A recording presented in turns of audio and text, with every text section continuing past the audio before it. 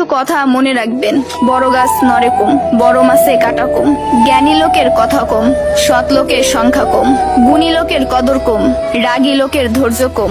নিষ্ঠুর লোকের মায়া কম, শিশুদের হিংসা কম। সৎ লোকের বন্ধু কম, নিঃশ্বাসের বিশ্বাস কম। টাকার গরম, ক্ষমতার দাপট, সম্পত্তির অহংকার, রূপের বড়াই, এগুলা রাখবে কই? আমার জানা মতে কাফনের তো কোনো পকেট হয় না। একদিন আফসোস করবেন, জীবন শেষ হয়ে গেল কিন্তু কোনো নেক কাজ করা হলো না। আজ শরীরে শক্তি আছে কিন্তু ইবাদত করার ইচ্ছা নাই।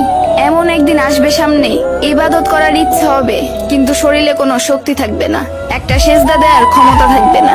এখনো সময় আছে, তওবা করে ফিরে আসুন।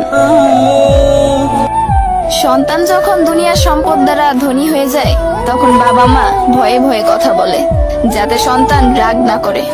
আর সন্তান যখন ইমানের দৌলতের দ্বারা ধনী হয়ে যায়, তখন সন্তান ভয়ে ভয়ে কথা বলে যেন বাবা মা রাগ না করে।